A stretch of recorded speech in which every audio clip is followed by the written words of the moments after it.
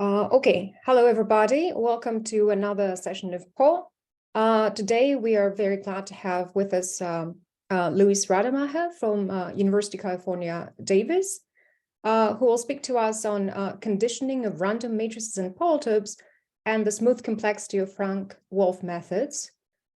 Luis, thank you for agreeing to give a talk, and please. Okay, thank you to the organizers for inviting me to give this talk. And the talk, it's going to be about random matrices and polytopes. And the motivation for this problem is the analysis of algorithms, namely an optimization algorithm called Frank-Wolfe methods. But I think the results also have merit on their own. This is a joint work with my former student, Chang Xu. I guess he looks very young in this picture. It's not like he was a high school student. He was my PhD student. Maybe this was earlier in his PhD. I don't have a more recent picture. Okay, so I'll start with a sort of simple to state question that I've mentioned before in some other talks. This talk is actually the origin of this question, and it's just to motivate you because it's something very easy to start even before I tell you the story of where this is coming from.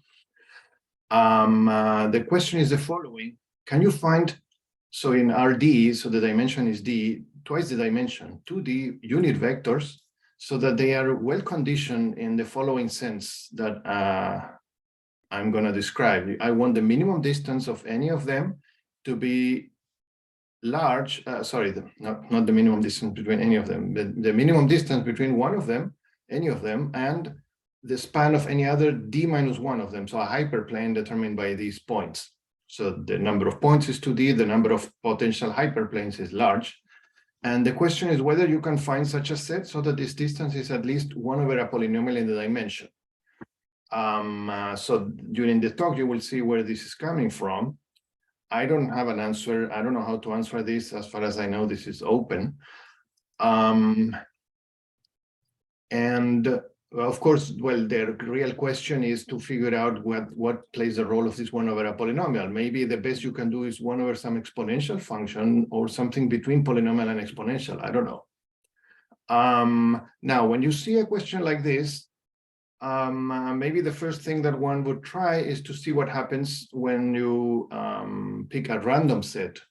So 2D random unit vectors. And this, we know then what happens from our work. So I'm going to talk about this later in more detail. If you pick random points, then with probability exponentially close to 1, this distance between one point and some hyperplane will be exponentially small. So in other words, picking points at random does not give you a well-conditioned set, whatever that means in the sense defined above. And so I don't know if such a well-conditioned set exists or it doesn't, but to determine the existence, at least we cannot just use picking them uniformly at random. Okay, so now let me start with the motivation of the whole plan, which is this so-called Frank-Wolfe methods. So I'll try to make the algorithmic part brief but precise. So let me start first by talking about this optimization method. Is an algorithm to minimize a differentiable function f of x in a compact convex set in RD. So the algorithm is going to use the gradient and is an iterative method. How does it work? The basic method, you start from any point, let's call it x0. And then you compute the gradient and try to minimize the linear functional defined by the gradient over your feasible set. So that in this case, I'm thinking of the function, the norm squared for this particular example. And so that means I want to move towards the direction of the origin minus the gradient. But I am going in just solving the linear optimization problem along that direction for the next iteration. And that means, in general, I'm going to find a vertex of this polygon. The optimal vertex for the linear functional minus the gradient is this point y here to the right. And so the algorithm will pick a point in the array from the current point x0 and y. And according to some step size, let's call it x1. Here for the, what the step size is what would give all the variations of the method. But here I made a simple geometric choice. I just picked the optimal point on that array. So the minimum norm point on that array, and I call it x1. So it's the closest point to the origin on the array. And then you keep repeating this. So at x1, I consider the direction of minus the gradient, and the linear optimization problem will give me the vertex on the left. And then I go along the array between the current point x1 and the vertex on the left to pick now a point x2. And you keep iterating this. In fact, if you imagine what happens here, you can see that this is not going to, well, it's going to converge to the optimal point, the minimum known point on the polygon, but it's not going to be super fast, the convergence, because there will be some sort of zigzag process going on here. Okay, so that's the algorithm. Now, I'm partly interested in the complexity of this algorithm. And so I'll start with a little bit of history that leads to our problem. One way in which people have analyzed the complexity of this algorithm is by trying to prove that it has linear convergence. So this essentially means that the gap between of the objective function between your current point and the optimum is decaying exponentially as a function of the number of iterations. And so there are a series of works that have proven global linear convergence of variations of the method, in particular, so it's not the basic one I described, because you want to avoid this zigzag that I mentioned. And so the variations can sort of avoid the zigzag in some sense. And the arguments that prove linear convergence apply when the feasible region is a polytope, given us the convex hull of a finite set of points. I guess, well, it's just a polytope. I'm not saying the representation is necessarily by giving you the list of points, but the analysis will be based on thinking of as a set as the convex hull of a list of points. And the analysis in particular looks at the set through what we could call a condition number of the feasible set C. So these numbers will be generalizations of the condition number of a matrix, namely sigma max over sigma mean, but this is something more complicated that takes into account the geometry of the polytope. So let me tell you how this condition number plays a role in the proof of linear convergence and what these condition numbers look like, because the rest of the talk will be in some sense to analyze these condition numbers. So the linear convergence result looks like this. So this is making more precise what I said informally. The aim is to prove an inequality of the following kind. You have the initial gap between the objective function for the optimum and the current point, so fu0 minus f star, that's the initial gap. And after t iterations, the current gap is fut minus f star, where f star is the optimal value. And the claim of linear convergence is that there is an exponential decay of the form some constant 1 minus kappa to the power t. This is in quotes because the real, of course, inequality is a little bit more complicated than that, but for the sake of presentation, I'm simplifying things a little bit. And so kappa is a parameter that measures how well conditioned the set C is, the polytope. And we can see from the inequality, though, that this doesn't behave like a traditional condition number of a matrix where large is bad. Here, small is bad. But this is just a matter of convention. It happens to be like that because of the way these numbers are chosen and the way you write the inequality. So from now on, generally small will be bad. Well, why small is bad? Because then you get a constant that is very close to 1 to the power t. So the exponential decay is still exponential, but slow. And this constant kappa in all these works takes the following form.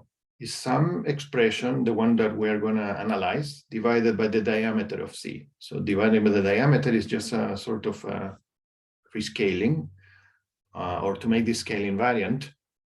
And the something, which is an important part here, the numerator, can be a few things that So initially the picture will be complicated because there have been several choices, but actually they are related in ways that we'll simplify in a moment. So the first one, or one of the earliest ones, is the so-called mean width. This one, you consider your set of points A, and then you pick any subset, and then you minimize the width of the subset over the choice of the subset, where the width here is the classical width, namely the minimum distance between two parallel hyperplanes that contain your set of points. Well, the only caveat here, not super important, but you may be wondering, is what happens if your set of points is lower dimensional? So I am in RD, but I only pick less points, like 3 points. Well, then you define the width within the affine hull, so that is not 0 always. Okay, another quantity is the pyramidal width. This is just for historical reasons, as I mentioned here, but we don't even need to define it because it was later discovered is equal to another one of the ones I'm going to define here. The next one is the vertex facet distance. This is the minimum distance for this polytope between vertices, between a facet and the vertices of the complement, so all the other vertices, if you like, that are not in the facet.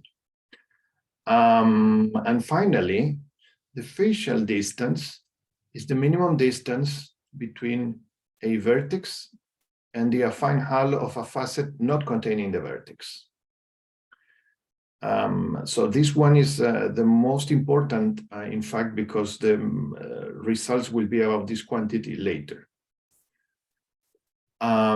So here I have a pentagon on the plane, and the realization of the vertex facet distance is the vertex here to the right that is closest to the facet above, on top. So I said that this picture will simplify immediately because there are certain relationships between these quantities. In particular, after combining a few works, including our own results, all of them are sandwiched between the first one, the mean width, and the last one, the facial distance, or vertex facet distance. Actually, I swapped, sorry. I realized I swapped the names when I was defining vertex facet distance and facial distance. So let me correct that 1 second. So the one we will care about from now on is vertex facet distance. Well, fortunately, the ones we care about are actually the simplest to define in some sense. So it's good that they have these relationships. So vertex facet distance is the largest, and mean width is the smallest. And just to give you an idea of how these things behave, or something a little more interesting than these pictures on the plane, here is a result. It's more of an observation based on a deeper result of Alon and Wu. Because you may wonder, okay, so how bad can these numbers be? Well, let's, for simplicity, think of a simplex as being the polytope. The optimization problem over a simplex is already non-trivial, namely to find the minimum norm point in some arbitrary simplex. And then, of course, if you can choose the numbers in the vertices of the simplex arbitrarily, you can make these numbers arbitrarily small. So that's not super interesting. What the observation of Alon and Wu gives, or the result of Alon and Wu, is that even if your coordinates are nice, like 0, 1, so I construct a simplex, d plus 1 points in Rd, using only 0, 1 vectors, even then you can get bad conditioning, namely all of these quantities can be exponentially small in D. And because of the inequalities I just claimed, it's enough to analyze only one of them. For an upper bound, it's enough to analyze the largest, namely vertex facet distance.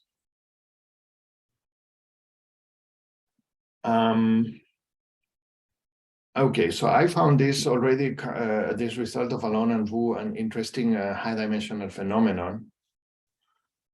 Let's continue, though, with another term that I mentioned in the title, which is a technique for the analysis of algorithms called smooth analysis. And this is what will motivate why I'm looking at random polytopes instead of the worst case. So the basic way of analyzing any algorithm that people consider is the so-called worst case analysis. Namely, I consider all inputs or under some parameter like the dimension. And then I look at the one that has the largest running time. So that would be the worst case, right? And for Frank-Wolfe methods, I'm not so sure this has been formally proven that in particular, the variations that we're discussing here, as opposed to the basic one, are actually exponential time algorithms, but is something natural to expect. It's just nobody has gotten to that argument. So they are expected to be all exponential time algorithms. It would be very surprising if they were not. But they work well in practice. So Spielman and Teng wanted to explain this in some sense.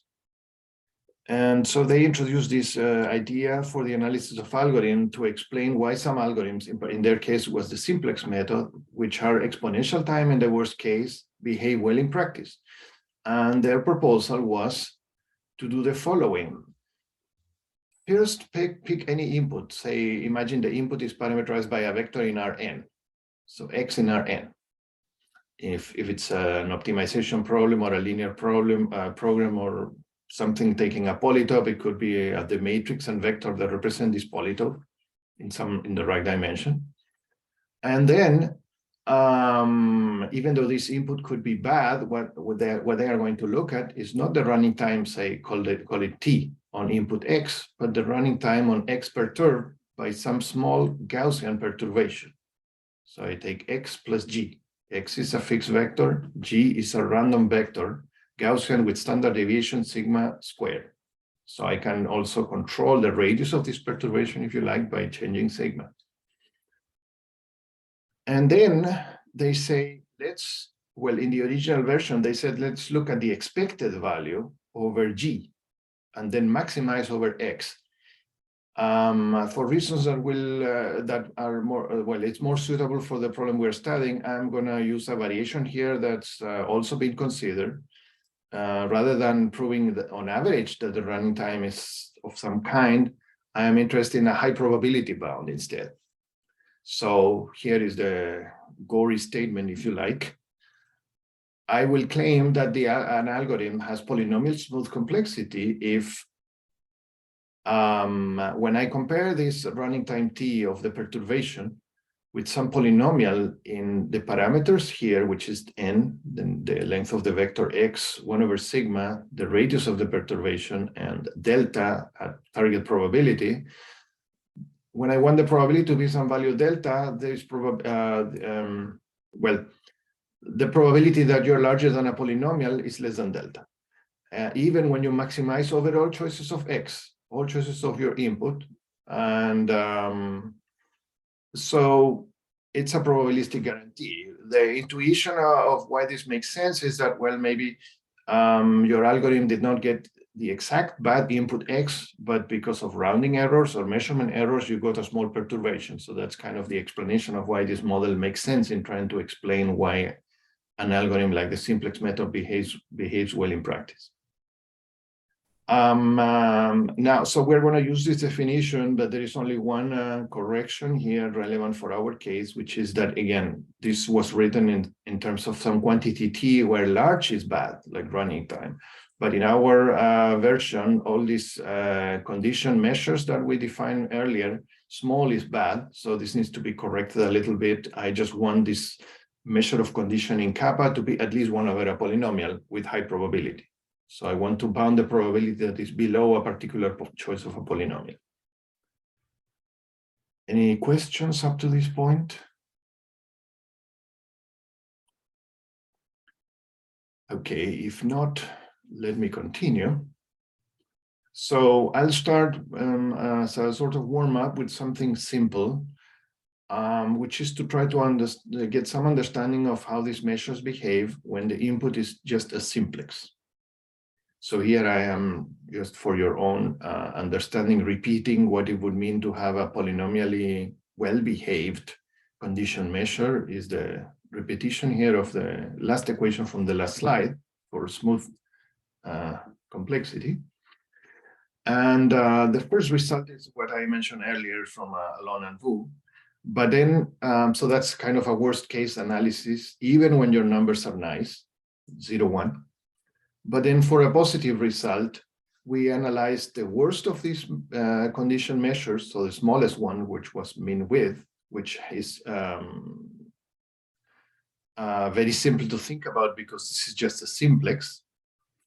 And then we show that mean width is well behaved when you use the smoothed analysis technique, namely you take any simplex and then you add a small Gaussian perturbation, and then we can prove the following probabilistic inequality, that the probability that you're below some polynomial in D and 1 over sigma goes to 0 as the dimension grows. I guess the statement in the paper is a little bit more precise. Again, I'm simplifying things a little bit for presentation here. And in order to make sense of what this means, I'll also mention some context here. So from earlier work with Jesus de Loera and Jamie Haddock, some other collaborators of mine, we show that linear programming reduces to the minimum norm point on a simplex.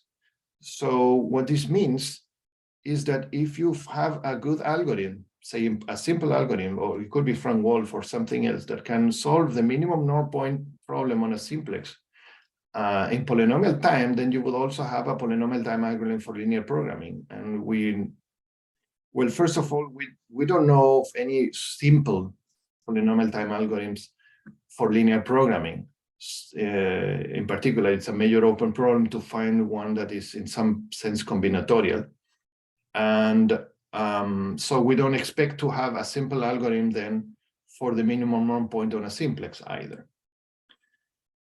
And this also gives evidence that Frank-Wolfe applied to the minimum norm point in a simplex must be an exponential time algorithm. Otherwise, you would have a simple polynomial time algorithm for linear programming, which would be a major result.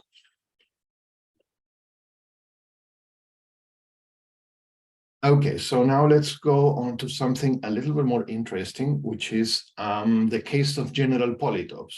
I guess it was important to mention the simplex case because it's different, right? General polytopes are not as nice.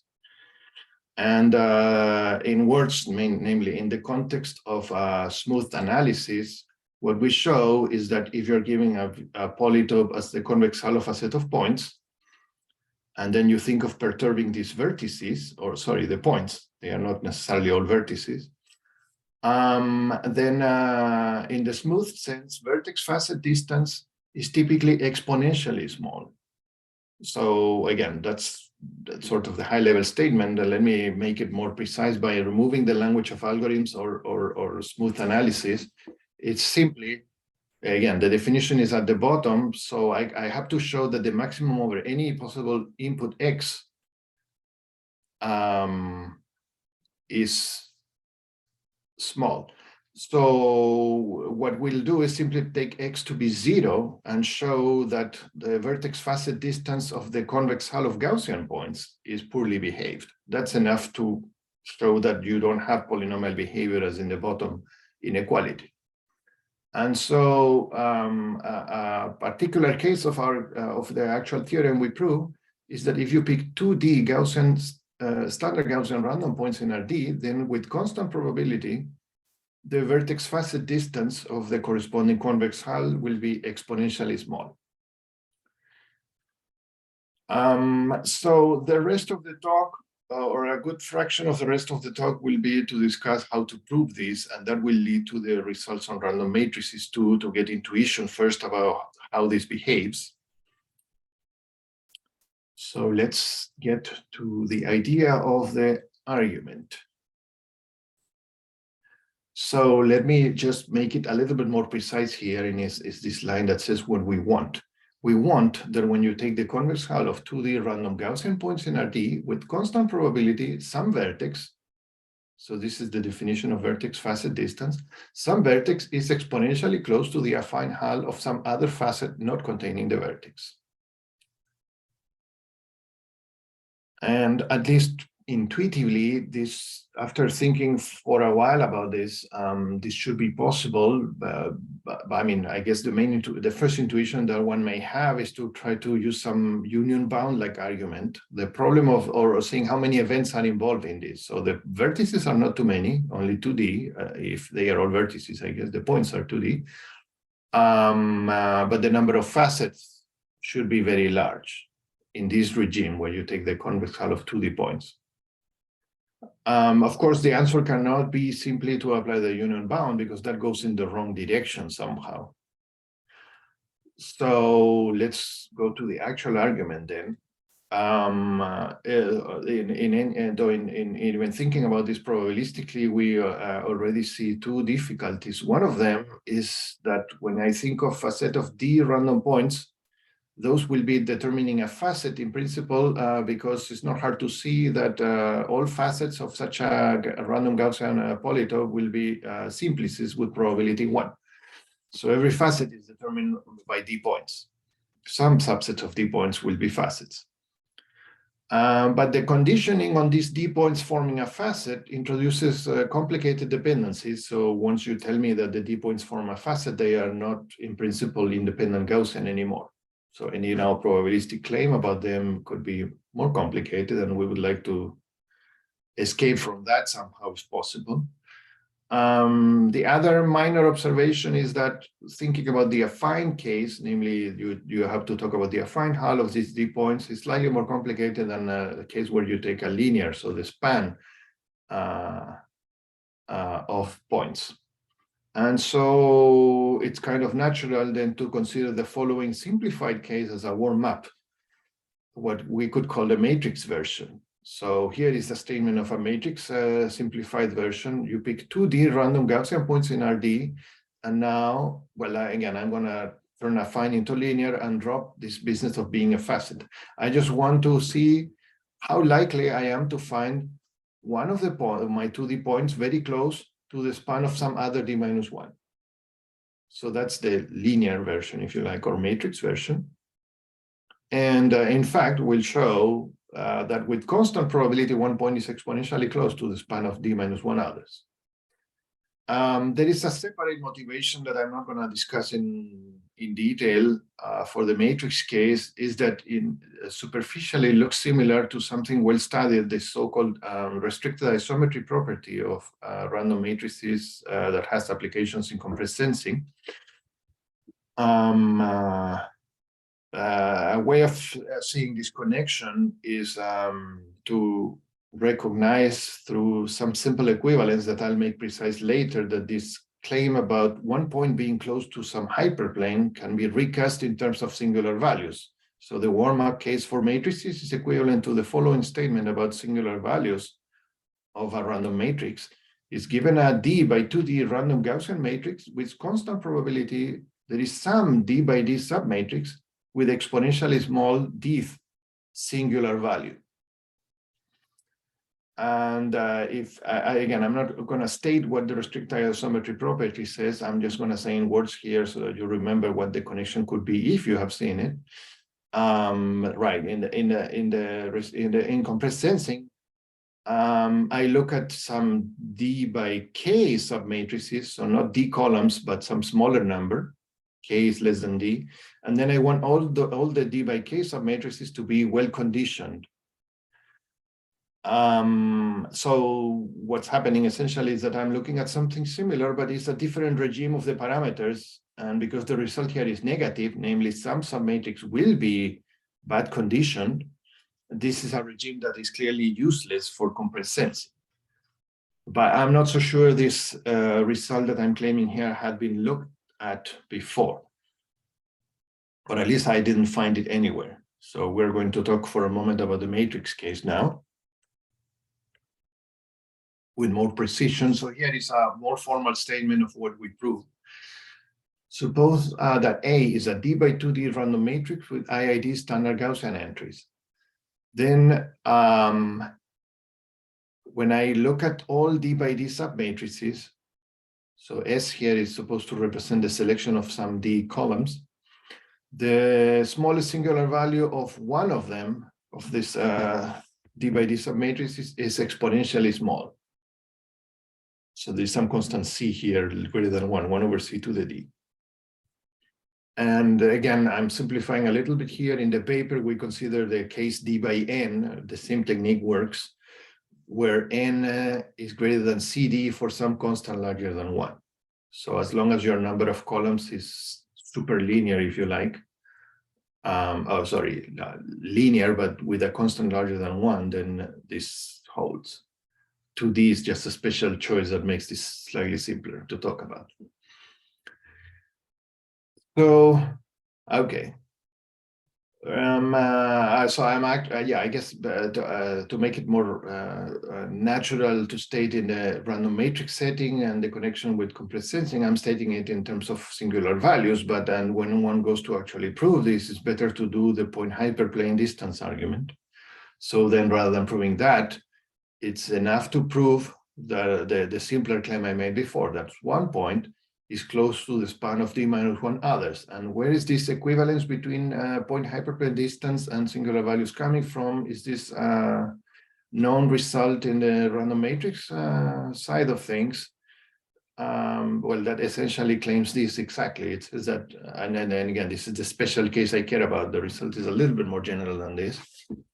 If you take a d by d matrix with columns ai, then up to a polynomial factor, which is 1 over root d, the minimum distance between one point and the span of the others, when you minimize over the choice of the point, and the smallest singular value are essentially the same thing, up to this factor of 1 over root d. So in this case, we want to show that sigma d is small, and it will be enough to show that the point hyperplane distance is small. And now let's get to the actual argument, which goes with the red picture on the right. The idea will be simply to pick the first all points but the last, and then focus on where the last point could fall. And so here I'm imagining I draw the first 2d minus 1 points, and the hyperplanes spanned by them. Of course, because we are on the plane, the picture is much simpler, but this is the idea. The vectors here denote, or the dotted lines denote the hyperplanes, if you like. And then I define some sort of bad region, so that if the last point falls in the bad region, that leads to a small point hyperplane distance. And these bad regions are just bands of width epsilon for some parameter epsilon around the corresponding hyperplanes. And these are supposed to be all hyperplanes defined by the first 2d minus 1 points. So there is a union of slabs here, or bands, the bad region, and we would like to show that this region is not too small. I guess I called it purple here by mistake. It's supposed to be the red region in this slide. And because the last point is Gaussian, what I need to bound is the Gaussian measure of the red region, the union of the bands.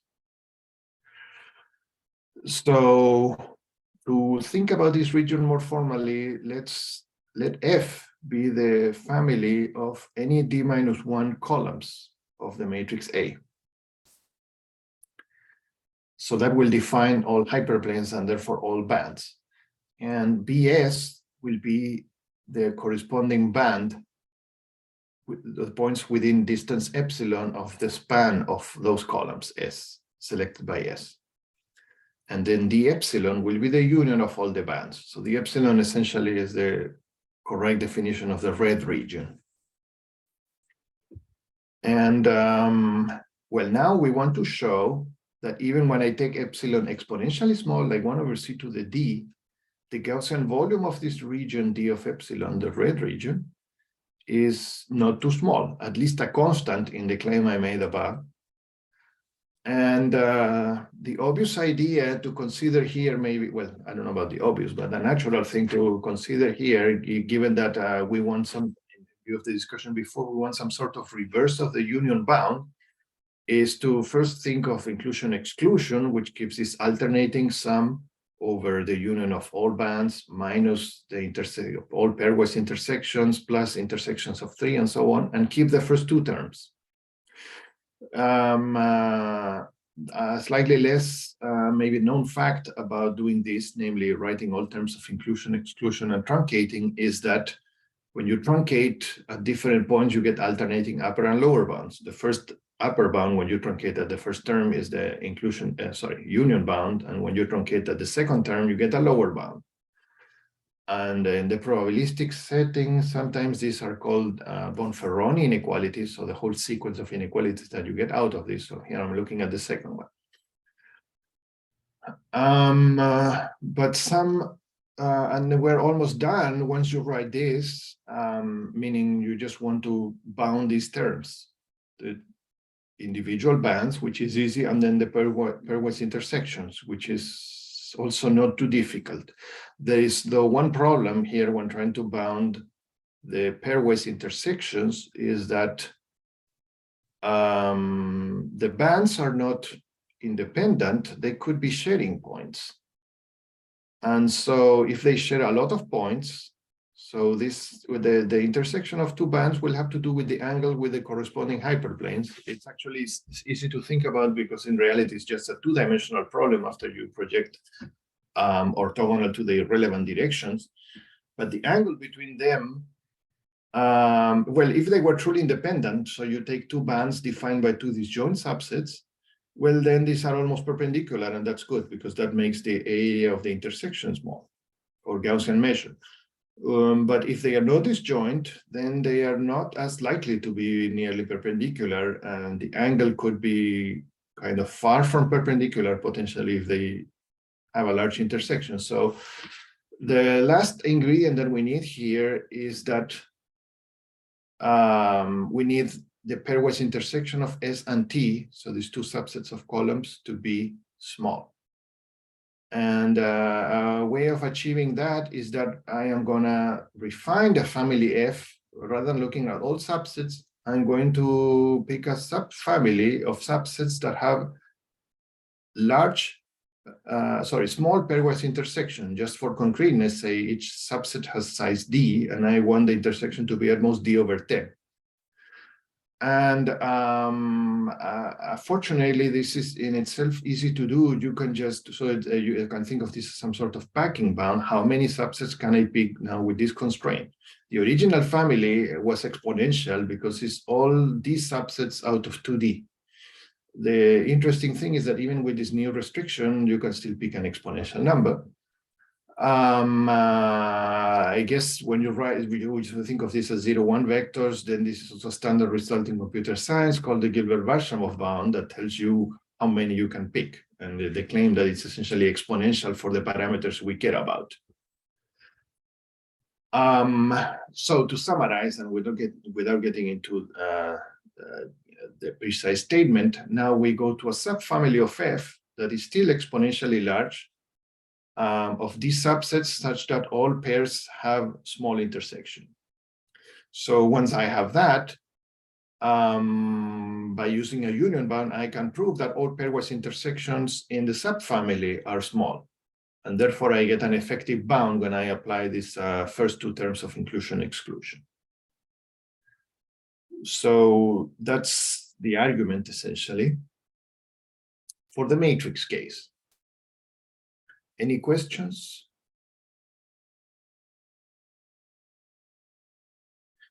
Okay, so let's go to the polytope case. Of course, the reason I mentioned the matrix case first is because the polytope case is going to be a refinement of this argument. There are some additional complications that I introduced before. And here is a more precise statement of the polytope result. So pick n random Gaussian vectors in Rd. And again, the number of vectors should be like a constant larger than 1 times the dimension. In this case, because of technical reasons, I cannot prove a result as general as the one for matrices. So here I'm saying the number of vectors grows linearly with the dimension. It's not an arbitrarily large number. And then you take the convex hull, and the claim is that the vertex facet distance of such a random polytope with constant probability is going to be exponentially small. So let's talk about the proof here. Here is the idea of the proof. Well, similarly to before, I'm going to pretend that I pick all points but the last. That gives me, in this particular picture, a random triangle, say, a1 up to an minus 1. And then I focus on the last point, creating a bad situation. Bad situation is that the last point is a new vertex that has a small vertex facet distance. So, well, it has to be outside the polytope to be a new vertex.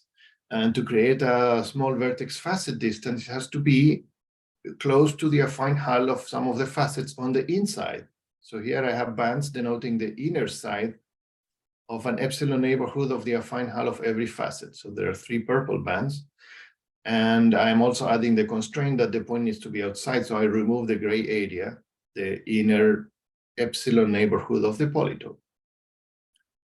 If you can find that if the point AN falls in the purple region, then you will have created an exponentially small vertex facet distance, assuming you made the bands exponentially small or narrow. So the argument, like in the matrix case, will be to lower bound the Gaussian measure of the purple region, the bad region where the last point could fall. And there will be the first 2 terms as in the previous analysis. So the first 2 terms of inclusion exclusion, and then there will be a third term having to do with the gray region. So let me just remind you what the first 2 terms are. And the symbols here, plus and minus, indicate whether it's being added or subtracted. So the first one is the sum of the over the Gaussian measure of each band, and one for each facet now. So I have to take into account not all subsets of D points, but only those that determine facets. The second term is to subtract pairwise intersections of bands in the family. So this is more or less the same. And then the third term is new, but kind of expected, is the epsilon inner neighborhood to the boundary of the polytope. Because if you fall there, so that's a part of the bands that is not useful, because if you fall there, you're not a new vertex. So let's talk about the all 3 terms and how they work out. The first term, the sum over the Gaussian measures of all bands determined by facets. Well, first of all, I need to have, with high probability, an exponential number of facets. And this follows from the work of Donohoe and Tanner. The second result I need here, well, again, we are using the fact that every facet can be encoded by picking D points, potentially, almost surely, because the polytope will be simplicial with probability 1. And then we run into the same problem as before, where I will need to go to a subfamily so that no pair shares more than, say, D over 10 vertices. And it's the same argument again. Though, yeah, it's the same argument. Now let's go to the second term. When I subtract all pairwise intersections of bands in the family.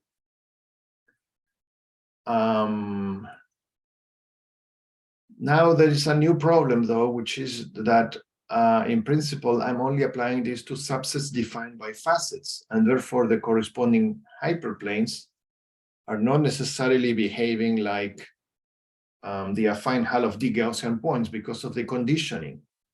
But there is and that may complicate then the analysis of the angle and everything, but there is an easy way out of this, which is, rather than proving that all the angles are almost perpendicular for pairs of facets, I'm going to prove it for all pairs of subsets of D points. And there are more of them, but it's still an exponential number and it's under control. So that's how you deal with the problem of being a facet in this part. You just ignore it properly, I guess. And the last part is, again, similar to the matrix case, but a little bit more technical now that I need to prove that we have probability the Gaussian measure of the intersection of 2 bands, having not too many points in common, is small. And it's a little more complicated This is the affine case, but it's still not a big deal. And the last part is the third term here, which is the inner neighborhood of the surface of the polytope. So again, the region is formally defined as, I guess it appears in this equation here, is the Gaussian measure of the polytope minus the inner epsilon neighborhood. Sorry, I guess I should be more precise here. I guess the formal definition would be of this Pn sub epsilon is all points such that a ball of radius epsilon is completely contained in the polytope.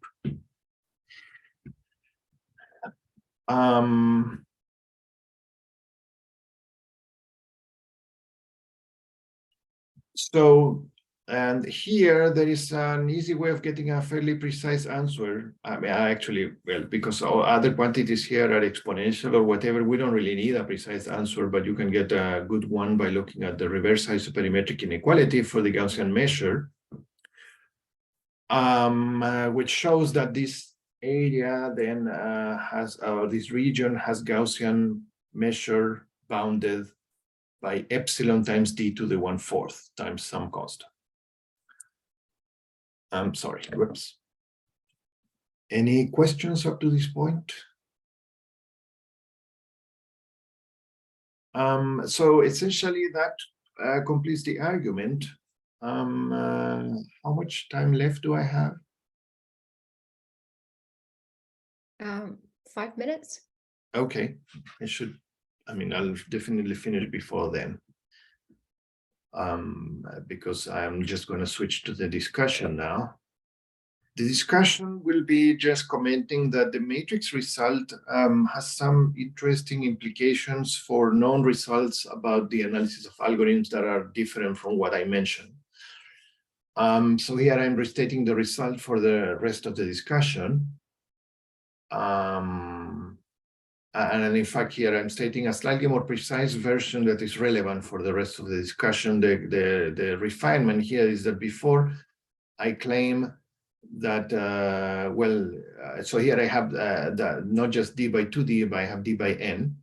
So you can pick n to any growth of some constant greater than 1 times d or larger. That's one change here. And the other change is that we actually prove that bad condition matrices in the sense we defined before, so some d by d submatrix has an exponentially small singular value. These matrices are actually exponentially close to 1 likely. So it's not just with constant probability, but the probability exponentially close to 1. This is what we actually proved, even though in the discussion before I only claimed constant. And so here are the 2 other algorithmic results where one learns something interesting from this claim. One of them is actually, well, for the interest of time, maybe I'll skip this one. It's about tensor decompositions. And I think there is a second one on linear programming and polytope graph diameter that's easier to state.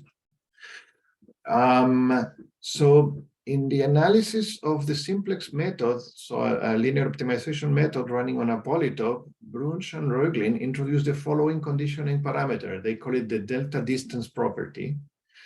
I'm thinking of a polytope P given in the following form. I'm giving it a matrix A, n by d. N is larger than d in this way of thinking. And the polytope is given as a set of inequalities, ax less than or equal to b. And so if you're giving a polytope in this form, then you have the delta distance property if every row of the matrix is a distance at least delta from the span of any other d minus 1 rows of A. So you see up to transposition, this is the same as the point hyperplane distance that I was defining before for a matrix. And they claim that if, you can find such a delta, hopefully not too small, then the simplex method will take a number of steps that is bounded by a polynomial in n, d, and 1 over delta. And because it's a path on the graph, this also bounds the diameter of the polytope. But our result implies that such well-conditioned matrices are rare in the following precise sense. That matrices, if you think of rare as measured by the Gaussian measure, then matrices with the delta distance property for delta larger than some exponentially small function are exponentially unlikely. And well, even worse, because of the open problem I mentioned at the beginning, it's not even clear that these matrices exist at all, right? I mean, all that I gave is this probabilistic result, but I don't even know whether you can find one that is well conditioned. So if you want the running time to be reasonable, you would like this delta to be at least 1 over a polynomial that I mentioned, and that I don't know if it exists. Now, this doesn't mean, this doesn't invalidate the theorem or the results of Brunsch and Röglin. It just helps in understand under what regimes they could be applied. So I'll stop here then. Okay, thank you very much, Luis, for a very interesting talk. Are there any questions or comments?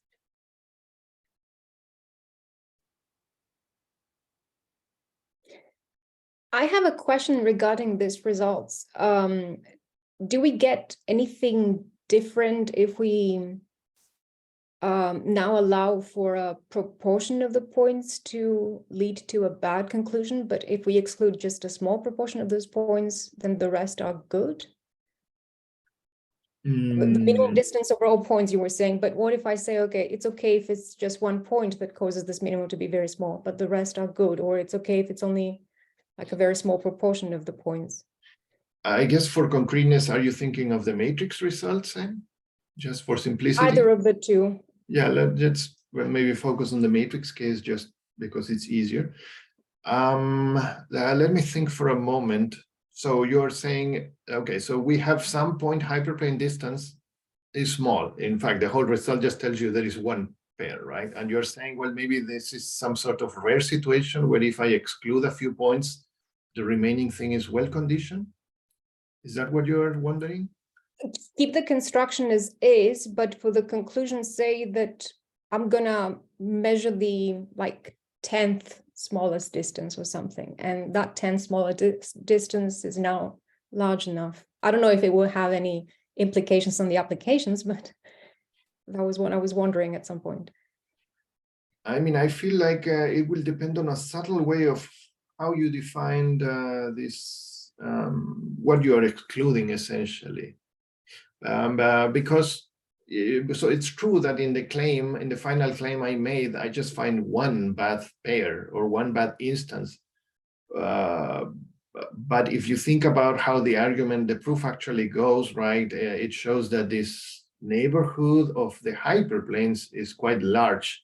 And so you run into this problem actually much earlier than the last point in some sense. So I feel, so I'm not so sure what's the precise answer to your question, because it depends, I think it depends in subtle ways on how you define what is going to be excluded. But I think this gives more than one bad instance in a particular family of points. Okay. It could even be typical in some sense, but I'm not sure.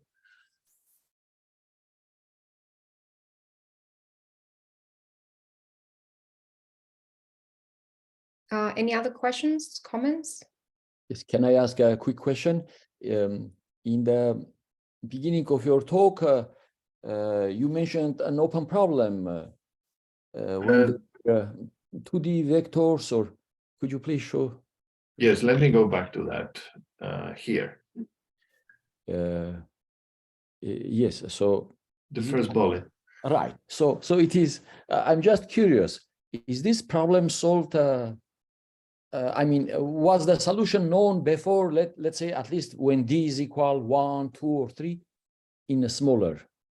Well, okay. So just to well, because it depends on what you mean. Meaning, you could ask what is the best of this 1 over a polynomial function that I have here for small dimension.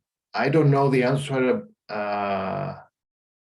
And I think it's interesting to think about what's the best you can do in low dimension just to gain intuition about what's going on. On the other hand, this is it's an asymptotic claim. So you cannot really resolve it by looking at any low dimensional case. I see. So the point is that it is asymptotic. So you yes, it's asymptotic, right? Mm-hmm. And by the way, in case it wasn't clear, this wasn't an open problem as far as I know before I wrote this paper with my student, meaning this came out of our research and we couldn't find an answer. So I don't know if this has been asked before or not. Right. But if, for example, let's say D is 2, then it doesn't make sense, the question itself, or say D is 3. Well, again, because it's asymptotic, the question as posed, it doesn't. But I think it makes sense to ask what is the best you can do. Right. Yes. Okay. So how can you place 6 points in R3 so that your minimum point hyperplane distance is maximized? Right. And in fact, I mean, when you see this kind of question, the first things that comes to mind, to me at least, is that it looks superficially similar to questions in coding theory or coding over the reals, which are problems where you want to pick vectors that are far apart in some sense. But because this one has the span, it's not quite like any classical coding theory question I know about. And in coding theory, of course, in some versions, you do want to find the absolute optimal configuration in any particular dimension. So the fixed dimension case definitely makes sense. But the question as written is an asymptotic one, though. Right, yes. Okay, very good. Thank you very much. Thank you. You're welcome. Thank you for the question. Any other questions? I have one more question. You said, if I understood correctly, that there is an example where smoothed analysis does not give a better result for the simplex method. Did I understand correctly? I don't know what I said that sounded like that, though. But let me say something important, though, in that context, that I may not have said very clearly. This, in terms of the smooth analysis of Frank-Wolfe methods, everything I said is a negative result. Well, except for the result about the running Frank-Wolfe on a simplex, I gave a positive result by showing that the condition numbers are well behaved, and therefore the analysis that they did before applies immediately to give you a polynomial time algorithm in the smooth sense. On the other hand, when we try to apply Frank-Wolfe for general polytopes, what I gave is a negative result. In fact, it doesn't mean that the smooth complexity of Frank-Wolfe on general polytopes is bad. What it means is that the analysis that people have been using through these particular choices of condition numbers cannot be used to prove polynomial smooth complexity. But there could be a better choice of a condition number or a different analysis of the convergence of Frank-Wolfe that gives polynomial smooth complexity. But then you have to do something radically different to what people have been doing for years. So these kinds of condition numbers. Okay. And does the normalization play a role, or is it just the diameter which is important? Could it also matter if you put it in some nice position, say isotropic or something like that? That's a good question. My impression is that it doesn't matter. And one has to be careful, of course, in doing that sort of thing, because the optimization problem itself is not a fine invariant because it's using the Euclidean norm. Okay. So that I'm also not being, how can I say? Of course, I'm not giving you all the details because everything I said simply applies to the case where I want to minimize the norm, so the minimum norm point in a polytope, and that's why I could focus on the condition number of the polytope alone, because the function is as good as it gets. But if you go and read those papers, like Lacoste, Julien, and Yagi, or any other paper that I was citing about Frank-Wolfe, in principle, they want general differentiable functions, and therefore the condition number also involves a function in some complicated way, possibly. So when you apply a transformation to the problem, you're both transforming the polytope and the function, and you can make the polytope nice, like a regular simplex, but then you make the function horrible, or vice versa. So it's not as simply as I'm going to put the thing in an isotropic position, because that fixes the polytope, but now you have to change the function correspondingly. Okay, I see. Mm-hmm. Make sense? Yes, thank you. Yes. Uh-huh. Any other questions or comments? If not, let's thank Louis again, and we will see you again next week with another talk. Thank you very much.